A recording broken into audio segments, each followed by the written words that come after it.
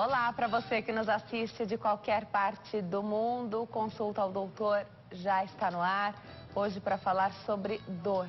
Aproveito para abrir o programa e te perguntar, você sofre com alguma dor? Tem alguma dor crônica?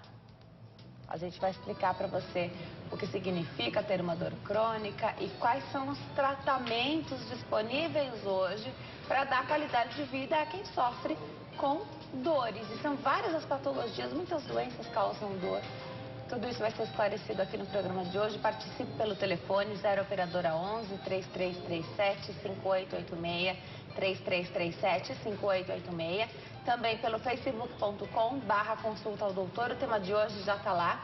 Comente o post fazendo a sua pergunta, escreva na linha do tempo ou então mande a sua mensagem de maneira particular. O importante é que a sua mensagem chegue até nós. Tem post já falando sobre o tema de hoje. Nesse post é que eu estou esperando a sua participação aí quando você vai fazer um comentário. Lembrando que quando você não quiser ser identificado, vale a pena mandar mensagem particular e nessa mensagem, ainda que ela já seja privada, me avise que não quer ter a sua identidade revelada. Aproveite, participe, curta e compartilhe a minha página também do Facebook, facebook.com/Denise Luque. Dá para você participar também através da minha rede social e através da página que a gente consegue conversar quando o programa termina. Você sugere temas, conta um pouquinho da sua história e por que você quer ver esse tema que você escolheu aqui no Consulta ao Doutor. Eu vou ler o seu relato, eu vou ler sua pergunta e quando a gente trouxer o profissional para falar sobre o assunto, eu vou lembrar de você e vou fazer sua pergunta aqui. Então aproveite para participar. No Snapchat também dá para participar, Denise Luque, tudo minúsculo e sem espaço. Manda sua mensagem através de texto. Dá sempre para participar aqui também do Consulta ao Doutor. Hoje eu tenho o prazer de receber aqui no nosso programa o Dr. Charles Amoral de Oliveira. Ele é médico intervencionista da dor, especialista no assunto, portanto. Doutor, obrigada por ter vindo. Prazer te receber aqui. Uma satisfação, obrigado pelo convite. Ninguém quer sofrer dores, doutor. Ninguém quer ter dores, né? Então a dor tira a qualidade de vida, faz com que as pessoas fiquem ainda mais doentes, né? Queria que você começasse então esse programa falando pra gente quem é que tem mais dor, homem ou mulher? Na verdade, Denise, quem procura mais os médicos são as mulheres. E por isso a gente tem esse viés que mostram que as mulheres sentem mais dores. Mas por publicações, as dores afetam tanto homens quanto mulheres. Algumas doenças mais mulheres, né, como fibromialgia, espondilite anquilosante e outras mais homens. Mas as mulheres, elas são mais presentes nos consultórios médicos. Perfeito. Qual a diferença, então, sobre dor aguda, entre dor aguda e dor crônica? Porque o que a gente vai falar aqui basicamente é sobre dor crônica, né? Sim, isso é uma questão temporal. Então, uma pessoa que tem uma dor que perdura por mais de 90 dias, essa dor passa a ser uma dor crônica. E antes desse tempo, uma dor aguda. É muito importante que a pessoa tenha uma dor aguda bem tratada, porque se ela for mal conduzida, ela vai se cronificar e vai ficar mais difícil de reverter. Então, as dores precisam ser tratadas. E sim, a dor aguda pode virar uma dor crônica. Certamente que sim. O que você tem a falar sobre a automedicação, então, que a gente sempre fala que não é para fazer, mas que é difícil tirar isso da cultura, né, do brasileiro? Eu acho que isso é uma coisa que, inclusive, nós médicos fazemos, ou familiares. Não é uma coisa exclusiva, né? Todo mundo. Mas uma dor que perpetua por um tempo acima de 2, 3 dias, ela já precisa ter uma melhor visualização, um estudo melhor sobre isso. Então, a automedicação que vai ser prejudicial é aquela que você permanece fazendo, né? Então você tem sempre uma dor de cabeça e você nunca vai ao médico, continua tomando aquele remedinho que vende na farmácia, que você não precisa da receita, né? Você vai então tomando esses remédios sempre e só fica sem a dor enquanto o remédio faz efeito. Isso é um problema. Não é uma pessoa que tem uma dor de cabeça ou uma cólica menstrual que vai lá, toma um analgésico que vai ficar bem, não vai ter mais outro episódio por longo tempo, é isso? Exatamente. Então, uma pessoa que tem uma dor lombar e toma um anti-inflamatório hoje, amanhã, depois e depois, Isso é um problema. este é um candidato a ter algum problema por abuso de medicação. Quando é que procura um especialista, doutor? E aqui, quero abordar quando é que a gente procura um especialista em dor. Não sei se é fácil encontrar, nós estamos em São Paulo, mas a gente fala com o Brasil inteiro. E o país é muito grande, são muitas realidades diferentes.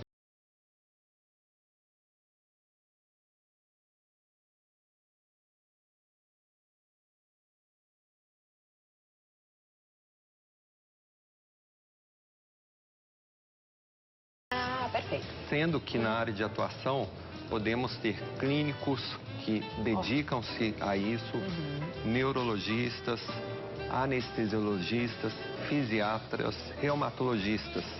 Então,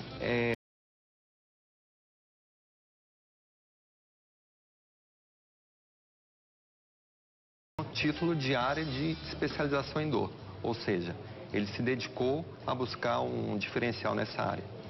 Muitas vezes o médico que você busca, seja ele o ginecologista, o urologista, o clínico geral, o cardiologista, ele pode dizer, olha, busque um especialista em dor que talvez a sua dor possa ser reduzida, tem ferramentas para fazer isso. E aí quem está mais atualizado nessa área, porque você imagina o tamanho que é de abordagem da medicina, né? Por isso que a gente tem as especialidades, né? Precisa do médico que enxergue o paciente como um todo, mas no caso da dor é algo bem particular, né? Porque você vai tratar a pessoa, você está tratando o paciente, você quer devolver para ele qualidade de vida. E quantas vezes eu, você e quem está em casa já não ouviu falar assim, o médico falou que eu não tenho nada, que eu preciso me acostumar com essa dor. Isso é muito ruim, né, doutor? É verdade, Denise. A diferença que eu coloco do médico intervencionista de dor é que, além de medicações, de manejo de remédios, ele tem algumas armas a mais. Então, colocar uma agulha em alvos específicos, ele pode conseguir interromper a dor desse paciente e reduzir a quantidade de medicação que ele toma. Então, esse é um diferencial de um médico intervencionista de dor comparado com um médico que tem somente a área de especialização, a área de atuação em dor. Joia. Qualquer um pode buscar essa especialidade, qualquer um pode buscar o seu serviço, por exemplo. Sim. Não preciso ir com a recomendação já de um outro médico. Não, de forma alguma. Nós recebemos muito encaminhamento, já que são pacientes que tiveram uma tentativa de tratamento que não foi adiante e são encaminhados por outros colegas médicos. Mas a busca espontânea é bastante frequente também. A Sandra Cardoso diz que já está ligada aqui no programa, José Carlos Pinheiro também, a Vanessa e Rafael também, ela descreve aqui uma dor, já pergunta para o doutor, e o Roselito Santos faz uma pergunta que é muito interessante, ele quer saber se tem aquela dor que é considerada mais insuportável para o ser humano. Tem um estudo já de algumas dores, né? Sim, tem algumas dores que são descritas como insuportáveis, né? Como uma dor da face, que chama neuralgia do trigêmeo. É um nervo do rosto que causa bastante dor e pode levar até a pessoa a pensar em um suicídio, de tanta intensidade da dor. Porém, digo que a pior dor é aquela que a pessoa está vivenciando. Então, não tem uma dor pior do que aquela que nós estamos sofrendo dia a dia com ela. E não tem nada pior, eu tô rindo porque é engraçado, essa situação é engraçada mesmo. Não tem nada pior do que alguém se queixar de uma dor e para ela é a dor mais insuportável. Ela pode descrever assim para você, você fala, não, você não sabe o que é dor. Você não teve cólica de rim, você não teve parto normal, enfim. As pessoas acabam querendo comparar a dor. E aí eu entro numa questão que também é muito interessante. Hoje, de uns anos para cá, tem uma classificação da dor pessoal, né? Algo muito subjetivo. Então, o paciente descreve de 0 a 10 qual é a nota que ele dá para a dor, onde 0 é sem dor e 10 é a dor mais insuportável que ele já sentiu isso? Isso aí é bastante subjetivo depende muito do humor da pessoa, não é?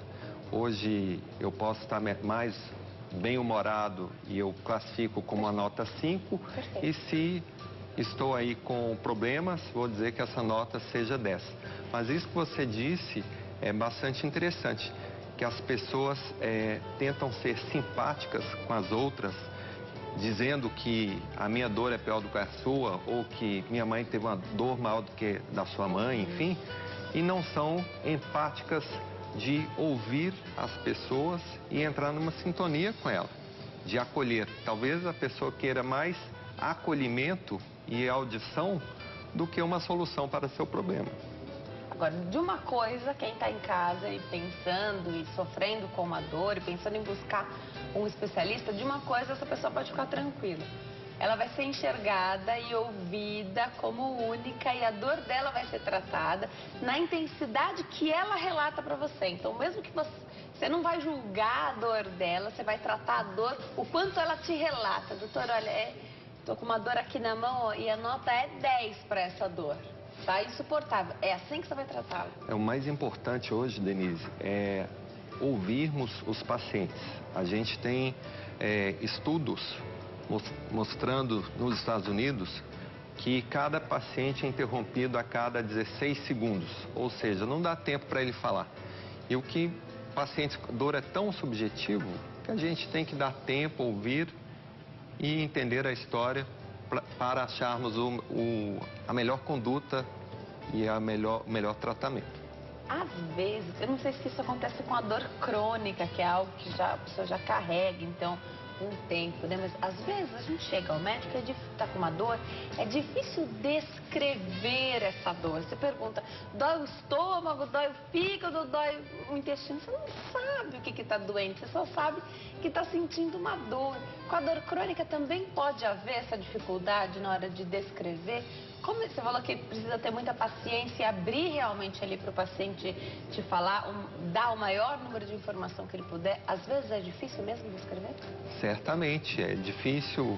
O nosso questionário passa por perguntas. A dor é em choque, a dor é em queimação, a dor é empontada, a dor é enfisgada. E realmente é difícil buscar informações de uma... a dor é uma dor. E fica uma coisa bastante vaga.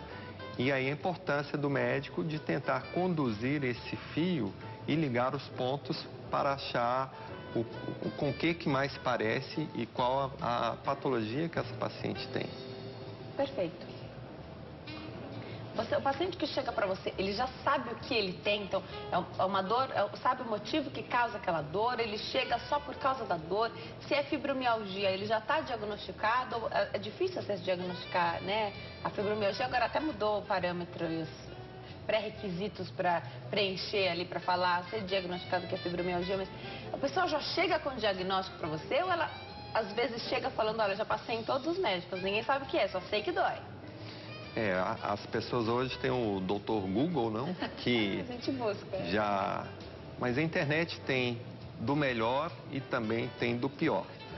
O que nós procuramos fazer, o que eu procuro fazer, é reserve o seu diagnóstico, o que você tem já de informações, para o final. Eu quero fazer o meu diagnóstico e depois nós confrontamos e discutimos o que você acha e o que eu acho. Isso é muito legal. Deixa para no final, então, que a pessoa acha que é. Não chegar com um diagnóstico pré-estabelecido, isso pode viciar a consulta, não? E a gente conduzir a consulta para aquele caminho. Perfeito, perfeito. Por que eu perguntei isso? Queria saber o que é um programa de controle de dor. Então, eu dei uma navegada lá no site, é só acessar www.singular.med.br e lá tem uma série de informações, né? Queria que você falasse um pouquinho. É assim que o trabalho é feito dessa maneira? Como que é um programa de controle da dor? Sim, esse é o programa ideal e que todos brasileiros ou pessoas do mundo inteiro deveriam ter acesso, onde você leva os profissionais que aquela pessoa precisa ter acesso. Então, tem pessoas que vão precisar de um psiquiatra, outros psicólogo, fisioterapia, nutricionista, médico de dor, enfermeira especializada em dor. Então, nós customizamos a necessidade daquele paciente. Não que cada um precise passar em todos, mas cada um tem sua necessidade e isso é identificado durante a consulta. Então, esse é um programa que demanda tempo, não? A dor crônica, ela não se cura como uma simples infecção de garganta, onde vai ao médico, o médico prescreve um antibiótico, tome esse antibiótico durante 10 dias e você vai estar curada daqui a 10, 12 dias. E não precisa voltar, salvo se for necessário. O paciente com dor crônica, ele precisa de um acompanhamento, ele precisa de uma sequência, precisa de avaliações do psicólogo. E isso aí demanda tempo. Então, pessoas com dores crônicas precisam alinhar as expectativas, que a cura não vai acontecer imediatamente. Ela demanda um tempo para conseguirmos. E existe uma ansiedade para cessar esta dor, né? Tem uma ansiedade para que ela, para que a dor vá embora, né? Tem gente que sofre com dor há mais de 30 anos. Sim, verdade. Manda mensagem aqui para Denise. Eu fui ao médico. Aliás, isso era uma coisa que acontecia antigamente, mas hoje não é mais assim. Médico que dizia que a pessoa devia ficar sentindo aquela dor a vida inteira, hoje não é desse jeito, né? Que você que tem uma dor que não te larga, vai buscar o tratamento. Porque hoje tem, doutor, hoje dá para dizer que você, que não você, mas que dá para amenizar todas as dores? Exato. Denise, todas as dores, se não tem cura, ela tem controle. E um outro ponto importante dentro do que você falou, e para diminuir a ansiedade dessa pessoa, é que a gente leva assim 10% do tempo da duração da dor para controlar essa dor. Então, uma pessoa que tem uma dor há 1 ano, digamos que com 1 mês ela deve estar se sentindo melhor. Mas não é uma coisa de 1 dia ou 2 dias, salvo patologias muito claras, como a neuralgia do trigêmeo, que eu falei no início, aquela dor do rosto, onde você faz um procedimento e que você pode eliminar a dor da pessoa praticamente no mesmo dia. Dá para eliminar essa dor, então, tão intensa que a pessoa até... Sim, com um procedimento que se faz, que chama ablação do nervo trigêmeo, que é um procedimento seguro e que se faz em questão de 1 hora, e isso aí muda a qualidade de vida da pessoa. A pessoa chega sem conseguir se alimentar, sem conseguir conversar, se é homem não consegue fazer uma barba, se outras pessoas não conseguem comer um pedaço de carne porque desencadeia a dor. Então muda completamente a qualidade de vida dessa pessoa. Perfeito. Então, se não tem cura, faz uma melhor, dá uma melhora. E às vezes a pessoa está tão acostumada a sentir aquela dor, que a dor segue lá, mas que aquilo deixa de atrapalhar a vida dela. E eu estou pensando em pessoas que deixam de sair, que deixam de passear, que às vezes fazem com que a ida ao trabalho, algo que a pessoa gostava tanto, seja um tormento, né? Muitas até deixam de trabalhar, né? Elas ficam antissociais, né? E qualquer um de nós. Se tiver dor, sentir dor não é bacana, né? A gente já fica mal-humorado, tá com dor, né? Então é todo um trabalho que é feito. Eu gostei que você falou que é multidisciplinar. Sim, e essa dor, ela vai gerar ansiedade, vai gerar depressão. A ansiedade e depressão agrava a intensidade da dor e aí começa a vivermos um ciclo vicioso. Quem começou antes? Com a depressão, a ansiedade que piorou a dor, ou a dor que está piorando a ansiedade e depressão? Então, quando um médico orienta seu paciente a buscar um psicólogo, não é para dizer para ele que a dor é psicogênica, é uma dor da cabeça. Não, é para o psicólogo nos auxiliar a reduzir essa dor para o tamanho que ela realmente é. Porque essa dor crônica, ela gera sofrimento e uma coisa que chama catastrofização, onde tudo isso aumenta o tamanho da dor. E o psicólogo consegue reduzir a dor ao longo do tempo para a intensidade real. Essa aqui é a sua dor. E essa dor é que o médico de dor vai conseguir tratar de uma forma mais eficaz. Esse é daqueles programas que a gente tem algumas surpresas aqui. A Sueli Marcelino Antônio, eu sou paciente, doutor, quer te mandar um abraço, dizer que você é o médico dela, excelente médico, abençoado. Há anos ela sofre com uma dor no nervo ciático. Aliás, quantas pessoas sofrem com dor no nervo ciático? Há mais ou menos 3 semanas, o doutor fez um bloqueio. E aí foi uma bênção para ela, as dores reduziram em 90%, ela acredita que vai melhorar ainda mais, porque está fazendo a fisioterapia direitinho e tomando remédio para o tratamento conforme orientado. Te manda um abraço, doutor. Muita dor no nervo ciático. Deixa eu aproveitar esse gancho aí da pergunta da Sueli. A pessoa vai ao ortopedista, vai ao neurologista, ela busca essa ajuda e às vezes ela não consegue o sucesso. Está aí a importância de buscar o tratamento num centro de dor? Então, primeiro um abraço para a Sueli, parabéns que você está fazendo seu dever de casa, fazendo a fisioterapia, fazer a atividade física é bastante importante para complementar essa sua recuperação. Hoje a gente temos que ter esse conhecimento que 85% das hérnias de disco que causam essa dor no ciático, elas reduzem sozinhas num período de 8 meses. Então, quanto mais evitarmos uma cirurgia, e se isso for possível, melhor. O que o médico de dor faz, e foi esse caso da Sueli, é fazer alguma intervenção, algum bloqueio com anestesia, onde desinflama essa raiz, desinflama esta hérnia e dá tempo ao tempo para que o próprio corpo da pessoa vá se reacomodando, identificando que aquela hérnia não deveria estar ali e o corpo vai eliminando aquela hérnia. Junto com isso é importante um trabalho de fisioterapia, porque nós tiramos a dor e o fisioterapeuta, o bom fisioterapeuta, vai reabilitar o corpo dessa pessoa. Perfeito. E aí, o que se preconiza? Quantas sessões de fisioterapia? Porque a gente está falando de casos de dor e de praxe.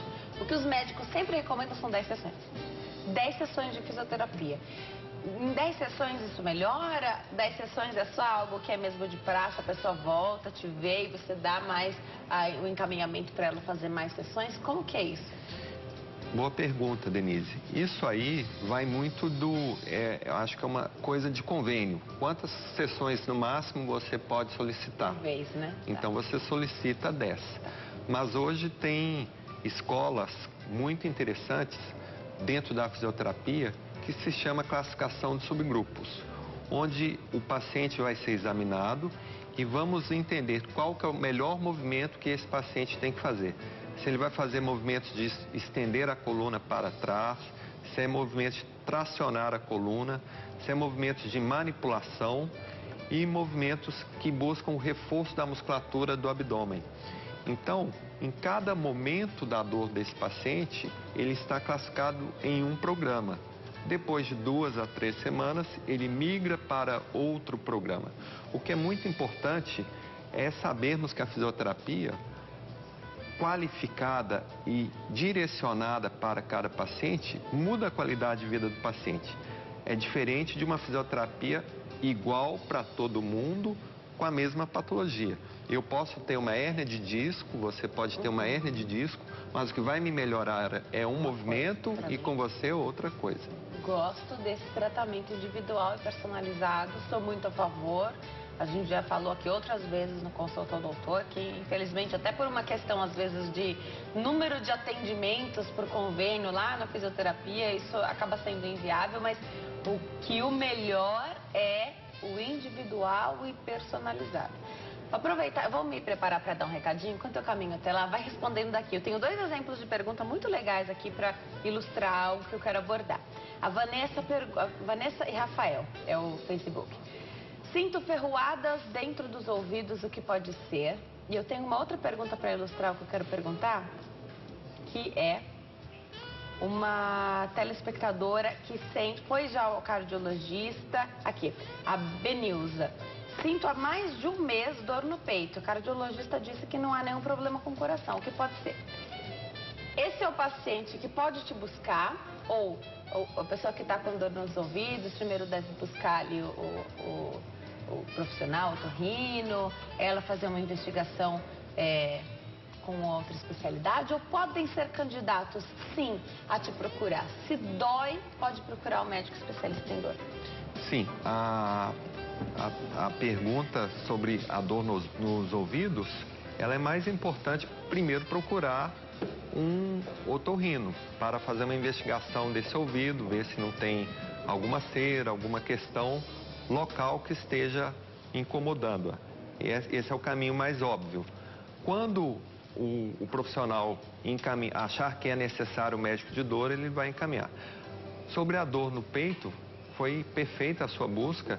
É primeiro buscar um cardiologista, fazer um eletrocardiograma, afastar as causas cardíacas que podem levar a pessoa a um infarto e inclusive à morte. E excluindo isso, pode-se procurar um médico de dor para buscar uma justificativa mais local. Seja uma dor muscular na região, seja uma inflamação nas articulações da costela com esse osso que chama manúbrio. Então, pode buscar sim um médico especialista em dor para te ajudar. É isso que pode acontecer também, de tanto tomar um medicamento, ele pode não fazer mais efeito? Verdade. Tem uma situação que chama cefaleia crônica diária por abuso de medicação. Então, a pessoa que abusa da medicação, ou abusa do café, ou abusa do chocolate, os vasos sanguíneos cerebrais começam a funcionar de uma forma diferente. Quando falta aquela medicação, ele vasodilata e começa a causar dor. Então, muitas vezes, o tratamento dessa pessoa passa por retirar toda a medicação para lavar o corpo dela daquela medicação e voltar a funcionar de uma forma normal. A Dorinha Silva faz uma pergunta assim: uma pessoa que sente dor de cabeça todo dia, direto, ela fala, então eu entendo que seja o dia inteiro, todos os dias e o dia inteiro. Quando toma remédio só diminui, mas não passa. O que fazer? Já fez tomografia e não tem nada. A história da dor de cabeça é muito interessante a gente falar, porque tem gente que sofre com dor de cabeça o tempo inteiro, procura o médico, não sabe a causa, nesse caso trata a dor. Sim, sorte que não tem nada. É verdade. Digamos que 90% das dores de cabeça são de causas idiopáticas, ou seja, não se sabe por quê. Não é por causa de um tumor, não é por causa de um aneurisma, e que bom que ela é idiopática. Porém, tem várias dessas pessoas cuja origem da dor vem da coluna cervical, a qual não é tão bem investigada nos consultórios médicos. Se o problema for da coluna cervical, há intervenções que podem ser feitas para melhorar a qualidade de vida e reduzir a dor da pessoa. Então, o passo é esse mesmo. Foi ao profissional, fez os exames que ele pediu, não tem nada, ótimo, melhor, vai buscar o tratamento para a dor.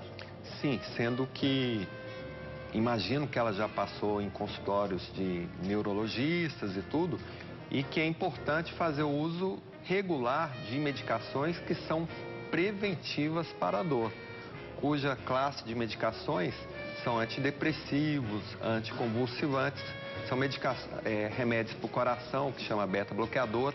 Todas essas medicações estão na linha de frente para reduzir a dor desses pacientes. Aí, nesse caso, o médico prescreveu uso regular. Certa vez eu recebi uma pergunta assim, não é de hoje, mas eu guardei, eu falo que eu guardo as perguntas. Denise, sinto dores, né? Então acho que era uma dor de cabeça que a pessoa sentia, muito forte, não tinha causa. O médico pediu para tomar um remédio. Não falou o que era, só pediu para comprar esse remédio e toma. Foi ler a bula, a pessoa descobriu que era um anticonvulsivante. Ficou super preocupado, porque será que eu vou ter convulsões porque vou tomar esse remédio? Então, não, é só a categoria do remédio, mas se você não tem esse problema, ele vai servir para outra coisa, é isso? Exato, isso já é informado durante a consulta, O uso dessa medicação serve para isso, mas serve também para as dores.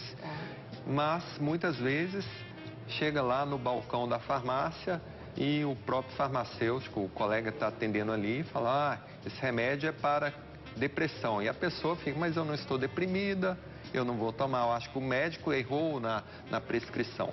E de fato não é. Só fica até envergonhada às vezes, né? Porque você está comprando remédio, você está com prescrição médica ali, está recomendado para tomar aquilo, não precisa falar, né? Exatamente. Perfeito. A Elisângela Moraes é da Bahia. Ela diz que está com hérnia de disco, sente muita dor na perna direita, que é o nervo ciático. Ela fala que estou afastada do trabalho há 3 meses. Ela fala até o remédio que ela toma. Do tratamento para hérnia de disco, e ela dizer que sente ainda muita dor, dá uma chance para o tratamento? Quanto tempo se espera para cessar essa dor e para deixar um tratamento e seguir para outro? Como é isso? Claro, eu tenho amigos ali em Guanambi, em Caetité, em Salvador, lugares onde tem médicos de dor e que são pessoas muito capacitadas. Nesse caso, precisaria ver sua ressonância, imagino que você já tenha, e onde for a hérnia, a conduta mais rápida para você melhorar e mais simples é fazer uma infiltração com anestésico local e anti-inflamatório nesta região.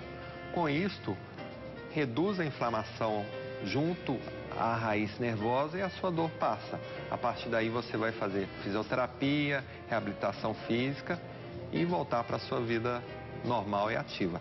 Algumas vezes também usamos de procedimentos minimamente invasivos, onde se coloca uma agulhinha dentro do disco intervertebral e retira, faz um vazio dentro do núcleo, criando uma possibilidade para aquela hérnia retornar para dentro do espaço, descomprimindo a raiz. Eu fico fascinada com o tratamento para dor, porque isso devolve qualidade de vida. Eu sempre falo aqui que ninguém gosta de ficar em casa afastado do trabalho porque está doente, né? O pessoal gosta de ter férias, né? Então você fica ali os dias de férias, depois você volta a trabalhar, exercer suas atividades, isso faz com que a pessoa se sinta mais viva, enfim, isso é maravilhoso, né? Poder exercer as atividades. Então, buscar esse tratamento vai ser ótimo. Às vezes a pessoa fica dependendo dos afastamentos sempre, né? E aí isso acaba entrando ali em algo que ela já está afastada, você falou até de antissocial, né? Isso acaba entrando numa bola de neve, né, doutor? Sim, a dor lombar é a queixa mais presente nos consultórios médicos. Então, se tem uma dor que é super presente no consultório, é a dor de coluna. E a dor de coluna tem vários motivos, né? Então, se eu fosse enumerar aqui, passaríamos um bom tempo para dizer isso.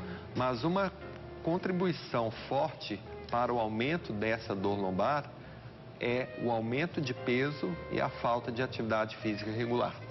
Então, estudos nos mostram como a população ganhou peso ao longo dos últimos 20 anos e reduziu a sua resistência física. Perfeito. Aproveitando, o doutor atende em Divinópolis, Minas Gerais, que a gente recebe tantas mensagens do pessoal de Divinópolis, em Campinas, aqui no interior de São Paulo. Acho legal falar, porque tem tanto telespectador de Divinópolis e eu recebo tantas perguntas toda vez que o programa encerra. O doutor atende na minha cidade, o doutor atende na minha cidade. Então, o nosso especialista de hoje, doutor Charles, atende em Minas Gerais também, no interior de São Paulo e em Minas Gerais, lá em Divinópolis. Achei legal falar, porque eu recebo tantas mensagens carinhosas de beijos. Manda beijo, manda abraço para Divinópolis. Então, hoje, meu beijo e meu abraço vão para Divinópolis, Minas Gerais, onde mora sua mãe, né, doutor? Divinópolis é o meu aconchego, onde eu tenho meus amigos, eu tomo o café da minha mãe. Então, um beijo grande aí para a cidade e região de Divinópolis. Legal. Tem uma pergunta maravilhosa sobre endometriose, a pergunta que vem lá da Vanessa. Ela diz que tem endometriose profunda, sente dores insuportáveis, está fazendo o tratamento, mas não está tendo resultado. Como é que você pode ajudar hoje a nossa telespectadora Vanessa, doutor? Vanessa, é interessante essa pergunta da Vanessa, porque essa é a função do médico de dor. ela com certeza tem um ginecologista que está cuidando da medicação da endometriose, mas o médico de dor, ele tem algumas ferramentas que pode auxiliá-la. Então, na frente do corpo vertebral, aqui embaixo, que chama L5, o médico de dor pode colocar uma agulha guiada com um raio-x e fazer um bloqueio no plexo hipogástrico superior.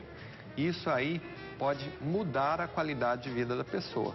Pode reduzir a dor para um nível bastante mais aceitável ou até extirpar essa dor e facilitar o tratamento do ginecologista. Perfeito. Porque a dor é incapacitante, né, doutor? Quem sofre com endometriose fala isso. A dor, o tratamento em si, a pessoa está disposta a fazer. Às vezes até precisa fazer uma cirurgia, outra. Mas às vezes a dor não vai embora, né? Então tratar essa dor é fabuloso. Tem uma telespectadora, a Juliana Montalvão, diz que está acima do peso e sente dores na região abaixo da barriga, ali na pochete, ela descreve.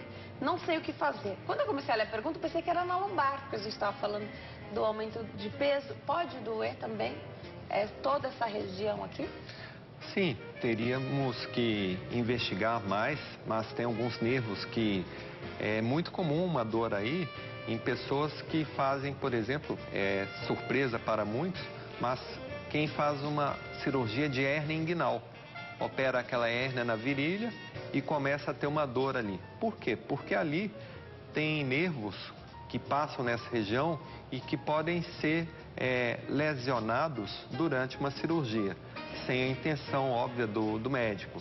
E passa a ter uma dor crônica, e isso pode ser cuidado. Eu não sei se é o caso dela ou não, mas fica aí um alerta para todos.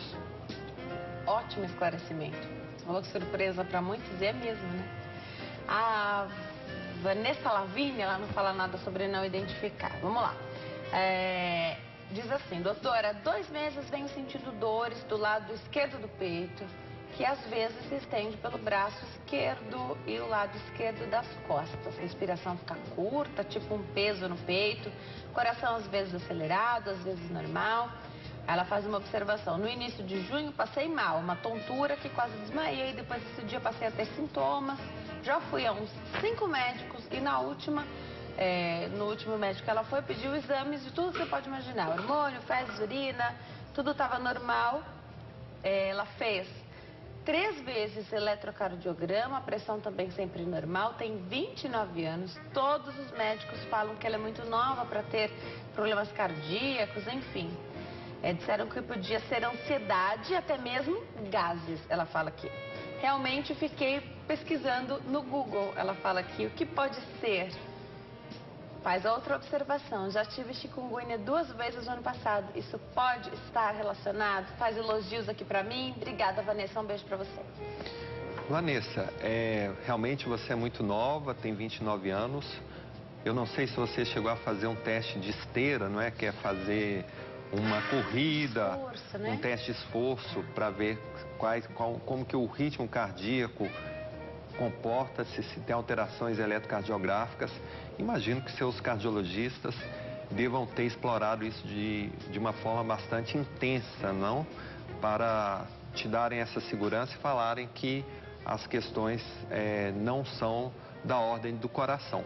Mas, de tudo isso que você falou, o que mais chama a atenção realmente são as dores do coração.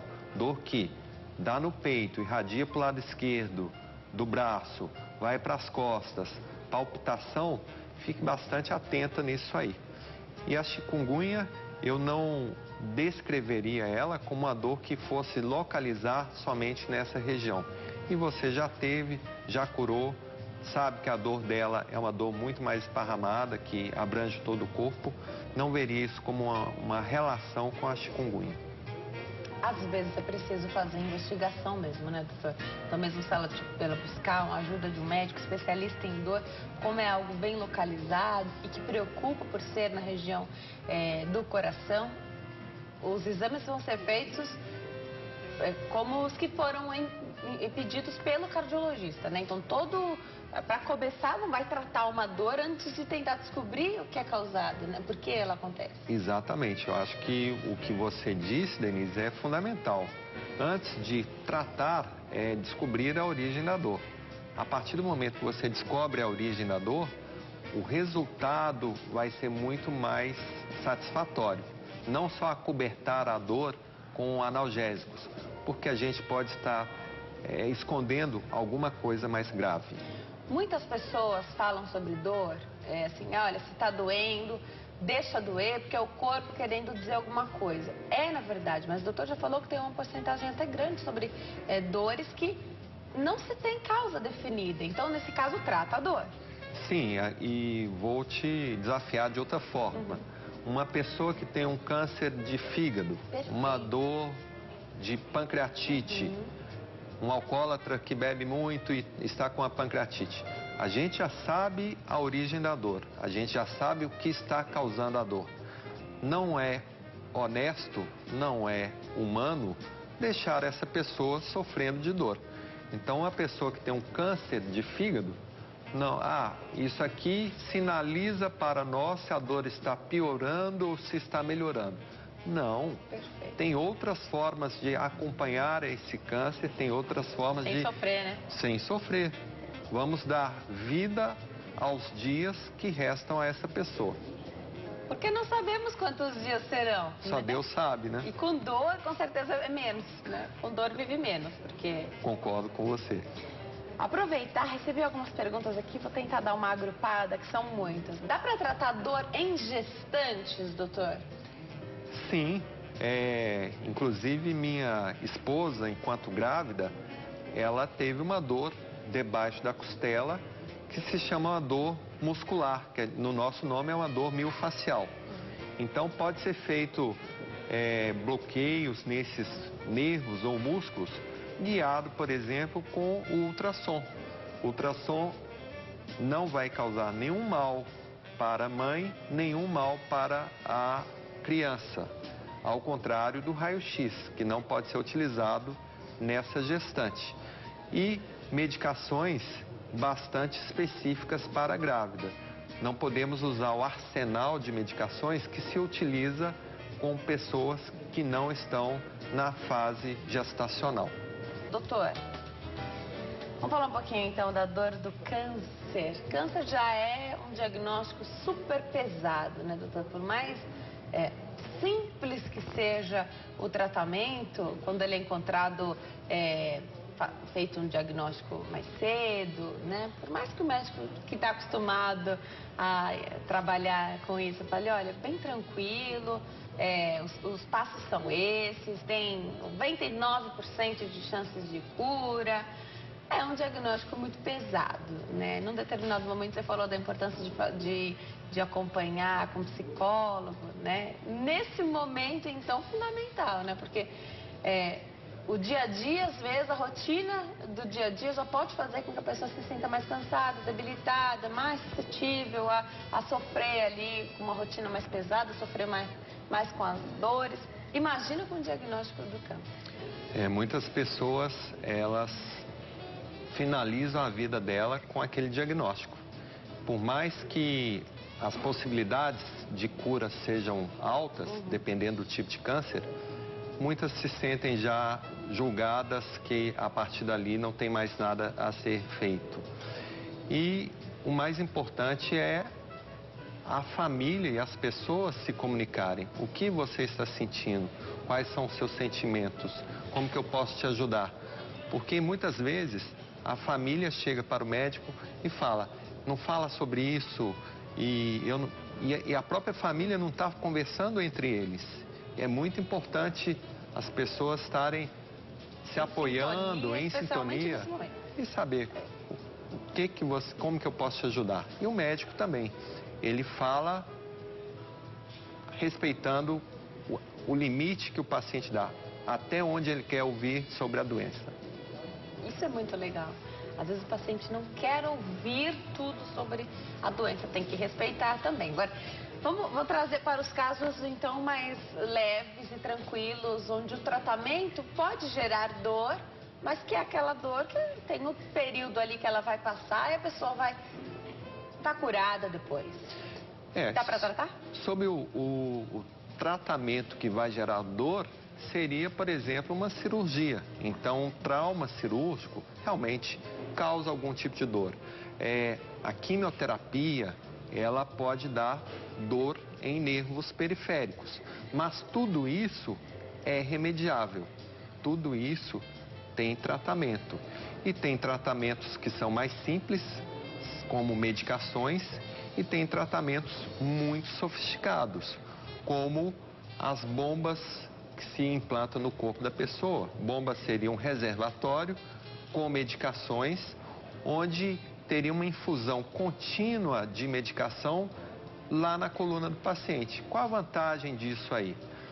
Comparativamente, a dose de medicação que a pessoa recebe é 1/100º da dose via oral, reduzindo muito os efeitos colaterais. E a dose é menor porque já vai no lugar certo? Já vai no alvo, não? Vai lá no sistema nervoso central. Perfeito. Local onde que a medicação precisa atuar. E a vantagem dessas bombas é a pessoa falar, olha, doutor, eu tenho uma dor pior às 10 da noite. Esse reservatório, ele aceita uma programação para que eu faça 9h30, eu vou colocar uma dose um pouquinho a mais para ajudar nessa dor que vai acontecer às 10. Quem programa isso é você? É o médico que programa, é um programa que se faz com o computador por cima da pele, sem invadir a pessoa mais. Para implantar isso? É cirúrgico, é no bloco cirúrgico, mas é um procedimento, na maior parte das vezes, feito com sedação e anestesia local.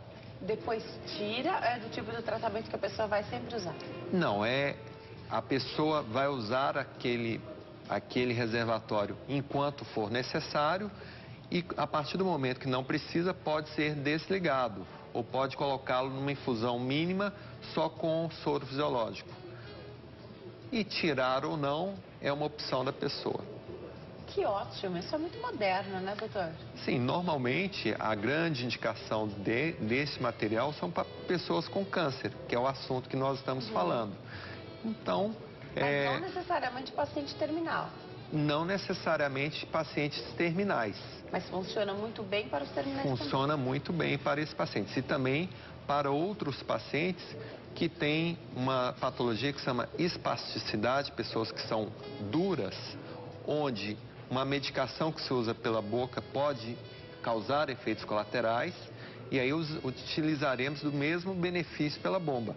Reduzir a quantidade em 1/100º, melhorar a espasticidade, vai relaxar a pessoa e sem os efeitos colaterais. Nesse caso, já é uma doença não maligna, né? Não é uma doença do câncer. É uma doença que a pessoa vai viver com isso por muito tempo. Uma bomba dessa dura aí 7 anos. Então, acabando aquela bateria, você pode trocar o reservatório e estender a utilização do mesmo. Excelente. Agora, quando a gente fala do paciente que tem o câncer e onde a medicina já não vai mais conseguir ajudá-lo na diminuição da doença, né? Então não dá para retirar, não dá para fazer mais nada. Muitos pacientes, nesse momento, precisam ficar no hospital para o controle da dor. Então, se não tem mais nada para fazer ali do tratamento, o paciente está no hospital só tomando medicamento para a dor. Sim. Nesse caso, tratar a dor poderia fazer com que ele voltasse para casa? Com certeza que sim. Voltando àquele exemplo do câncer de fígado, existe um procedimento que chama bloqueio neurolítico, onde se coloca um álcool, um fenol, ou até mesmo por radiofrequência, do gânglio esplâncnico ou do celíaco. O celíaco tem que colocar só o álcool e esse fenol. Isso aí, você quase que tira com a mão, não vou dizer para todos os pacientes, a dor do paciente. E aí ele volta para casa, volta para os seus familiares e sai do hospital, que é o maior desejo de todas as pessoas. Eu acho que o maior desejo de uma pessoa não é falecer dentro do hospital, naquele isolamento de uma UTI, naquela frieza daquele ambiente e com pessoas que ele nem conhece. Se ele pudesse ter uma morte digna, em casa, sem dor, seria o maior dos sonhos, não? Até porque não se sabe quanto tempo essa pessoa onde o câncer não pode mais retroceder através da medicina, né? Não se sabe quantos dias, quantos meses essa pessoa... Não se pode dizer isso. Aliás, eu particularmente sou bastante contra médico que fala 5 meses, 3 meses, 1 mês de vida. A pessoa que vai para casa, às vezes se recupera e as pessoas que estavam tratando ali, os médicos que tratavam daquele paciente vão antes embora, né? Tem uma escala de prognóstico de vida e normalmente os médicos erram o tempo de vida para menos. As pessoas vivem mais do que aquele questionário sugere. Sem dor e em casa, com certeza, muito mais, né? Sim, então concordo com você, é melhor evitar essa previsibilidade, por mais que a família queira para se organizar de alguma forma, mas muitas vezes a gente erra e aí a gente fica com vergonha, né, do erro. Tipo, olha, já estou vivo tem 2 anos, você falou que eu ia morrer com 5 meses. Eu já ouvi vários desses relatos, né? As pessoas que de repente ficaram melhores em casa, né? Porque o ambiente hospitalar realmente ele não é confortável, não é agradável ficar no ambiente hospitalar. Muitas vezes é necessário, mas se não é agradável, é unanimidade que não é, né, doutor? Quanto menos, melhor, né? Sim. Agora, a gente está falando de uma vida sem dor ou sem a dor que incapacita, né? Porque não dá para garantir que todo mundo vai ficar sem dor, mas com certeza vai melhorar do jeito que a pessoa chega para buscar essa ajuda, né? São várias as alternativas que a gente tem hoje. Queria falar sobre plasma rico em plaquetas. Em outras ocasiões, outros especialistas já deram a pista aqui do plasma rico em plaquetas. Queria que você falasse um pouquinho o que é, do que se trata. Tá, então peguemos um exemplo, Denise, uma pessoa que quebra um braço. Quando ela quebra um braço, os vasos sanguíneos naquela região vão sangrar, a fratura gera um sangramento e ali as plaquetas vão sinalizar para o organismo que precisa regenerar aquela região. Então a plaqueta é o primeiro sinalizador para o organismo, chamando e clamando ajuda para restaurar aquela fratura, restaurar aquela musculatura. Então, o plasma rico em plaquetas consiste em retirar uma quantidade de sangue da pessoa, colocar numa centrífuga, onde separa a parte vermelha e a parte branca do sangue e pegar a parte que é onde estão localizadas as plaquetas, que é na transição da parte pesada, que é do sangue, e da branca, que são os leucócitos. Então, colhendo aquelas plaquetas, vai se injetar na região onde se deseja uma regeneração. Seja um quadril, seja um joelho, seja um músculo, como jogadores de futebol utilizam, e por aí vai. O fato é que a medicina regenerativa, ela ainda não é homologada pelo CRM, pelo Conselho Federal de Medicina, como uma medicina que possa estar sendo exercida de uma forma indiscriminada. Então, as pesquisas são muito realizadas dentro de universidades. E a Unicamp, com o meu colega José Fábio Lana, é um dos líderes de pesquisa aqui no Brasil. Perfeito. Então, há locais onde é possível fazer esse tratamento com plasma rico em plaquetas, mas ainda não é disponível em todos os lugares, não dá para utilizar isso amplamente ainda na medicina. Sim, muitos lugares se faz a medicina regenerativa, mas precisa haver um consenso, um entendimento do médico com o paciente, e isso aí leva a discussões difíceis, já que o plasma rico em plaquetas, ele não gera patente, ele é um produto humano, onde nenhuma indústria pode criar uma grande patente. Perfeito. E vai contra interesses capitalistas que gerenciam países como Brasil, Estados Unidos e outros, não? Perfeito, é um produto nosso, né? Você usa o próprio sangue da pessoa, é isso? Exatamente. Não é dessa forma que já ouvi e tem pessoas que fazem, onde se tira o sangue e injeta no músculo. Isso é uma outra coisa, isso aí não é plasma rico em plaquetas, isso aí não é medicina regenerativa. Para fazer esse plasma rico em plaquetas, precisa todo um equipamento tratar esse sangue, é isso? Precisa ter pessoas habilitadas para isso e fazer um produto específico para aquele paciente. Perfeito. Radiofrequência também é algo a ser utilizado aí para dor? Sim, e essa aí não tem nenhum problema de homologação, né? Ela já tem Anvisa. A radiofrequência surgiu em 1965. Obviamente que, como toda medicina, ela vai melhorando modos de aplicação e novos jeitos de, seja resfriada, seja pulsada, enfim, tudo isso foi evoluindo com o tempo. A radiofrequência é um dos bons arsenais que o médico intervencionista de dor utiliza. Mas uma coisa importante, antes de aplicar a radiofrequência, é importante fazer um bloqueio diagnóstico. E o que é o bloqueio diagnóstico? Voltando para a dor na coluna, que é a maior queixa das pessoas.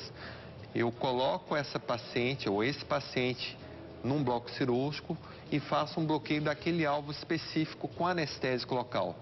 Então, se eu suspeito que é uma dor da artrose da coluna, um bloqueio com um pouquinho de anestésico local em cada um desses alvos.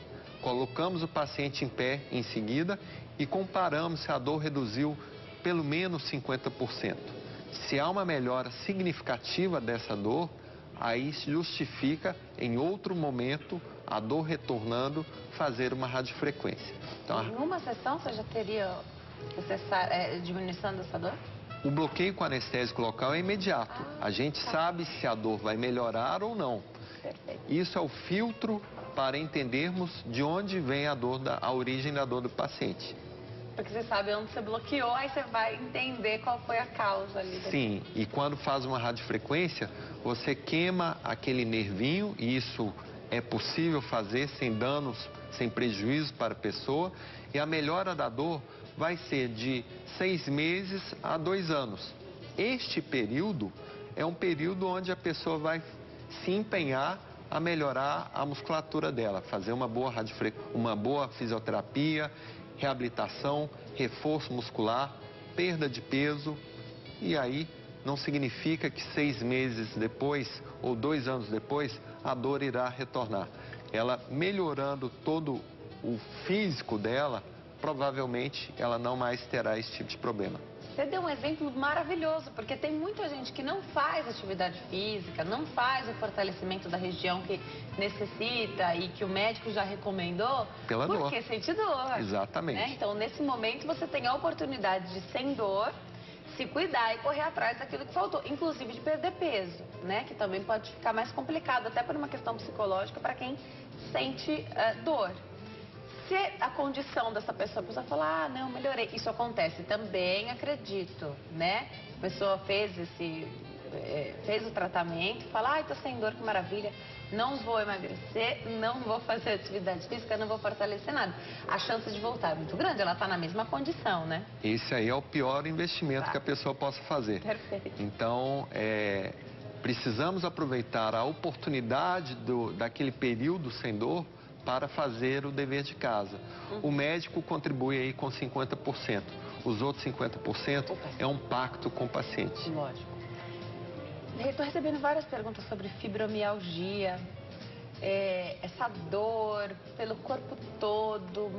A pessoa fica até enjoada de sentir dor. Dá para tratar a fibromialgia, doutor? Porque às vezes tem o tratamento estabelecido da fibromialgia, mas às vezes ele não faz o efeito que a pessoa deseja que faça. Então, Denise, pode ser que hoje nesse ano que estamos vivendo, estejamos colocando muitos diagnósticos como sendo fibromialgia. E com a luz da ciência, num futuro próximo, vamos entender, não, isso aqui não é fibromialgia, isso aqui é aquela doença tal que ainda não tem nome. E, de alguma forma, estamos subtratando ou tratando mal esses pacientes, né?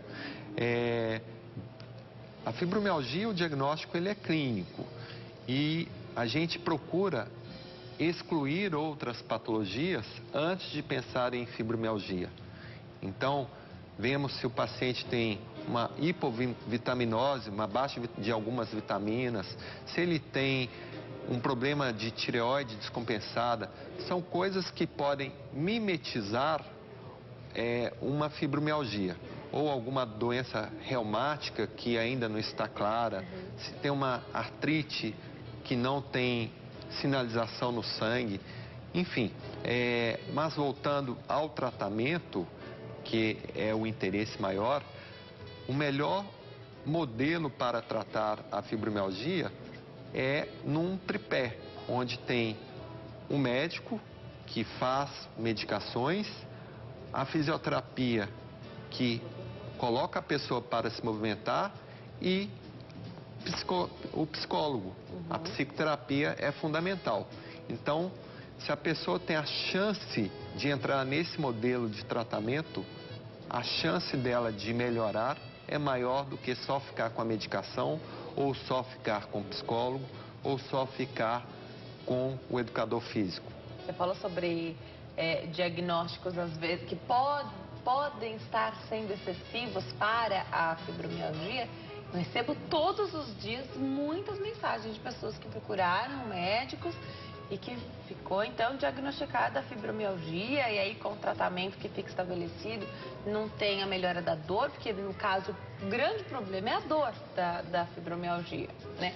E eu tenho recebido isso também, tenho recebido as mensagens das pessoas que o médico diz que é fibromialgia e quase que diz que não tem mais o que fazer. Denise, e esse é um diagnóstico ruim, assim, para o portador desse diagnóstico. Sim.